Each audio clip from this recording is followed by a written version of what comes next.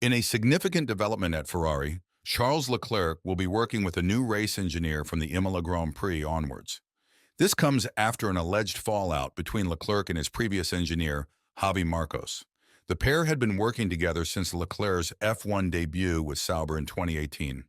However, recent radio exchanges hinted at tension between them. Marcos will now be reassigned to other crucial programs within the company, and performance engineer Brian Bossi will step into his shoes.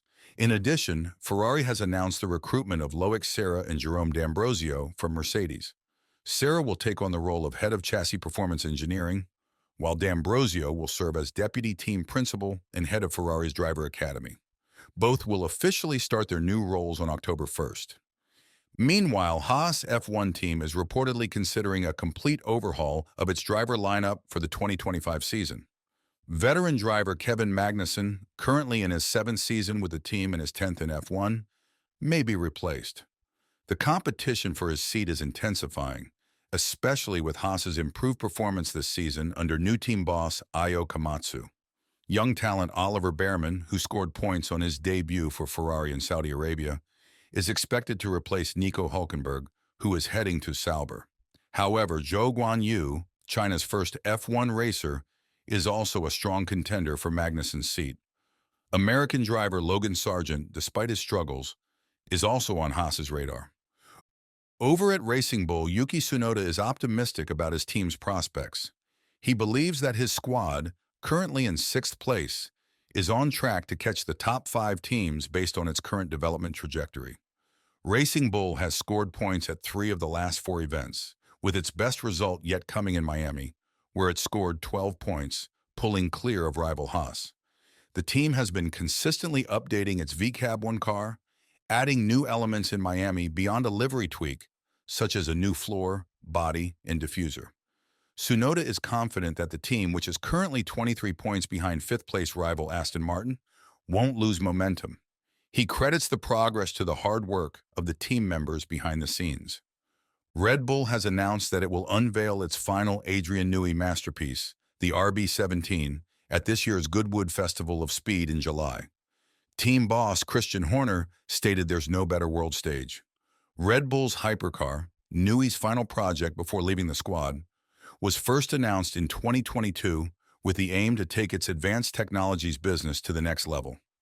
Just 50 examples, each at a cost of $6 million, are to be made from 2025 at its Milton Keynes base, with owners also gaining access to the team's simulators, vehicle development, and on-track training. At the time of the announcement, Newey also spoke about what can be done with the ferocious hypercar he designed. With this being a genuine 2-seater, then you can either scare your friend or wife or girlfriend, or you can have a coach with you and use this in a way that is more as a kind of, hopefully, a very enjoyable experience for everybody involved. Great day out, and really there's something about driving a car as fast as that. This is exhilarating, he said. Red Bull's Christian Horner is unfazed by the potential of a brain drain at his team. He revealed that he has recruited 220 people alone from rival Mercedes' engine division.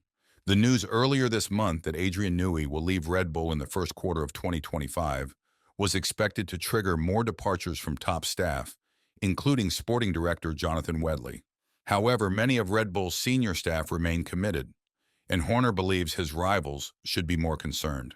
He revealed that Red Bull has recruited numerous employees from McLaren and has taken 220 people from Mercedes' HPP into Red Bull powertrains. Mercedes has identified the setup changes needed to stabilize its car and better assess the effectiveness of its ongoing upgrades.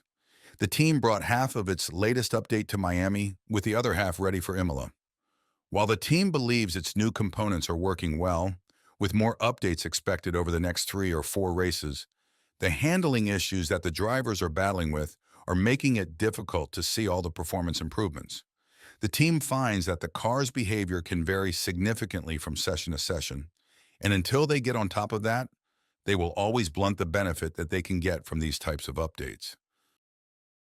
McLaren Racing CEO Zak Brown is confident that his team now has all the necessary elements in place to win a Formula One World Championship.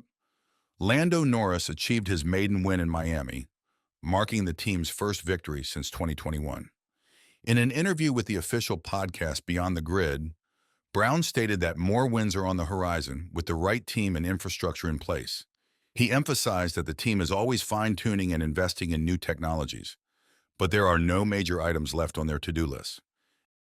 Alpine may be languishing on track with just 1 point after 6 rounds, but the brand has unveiled a new hydrogen-powered prototype track car, showcasing its future direction in design and sustainability. The Alpenglow High 4, which debuted at last weekend's 6 Hours of Spa in Belgium, is a running concept with a Turbo 2 L4-cylinder engine that produces 340 brake horsepower.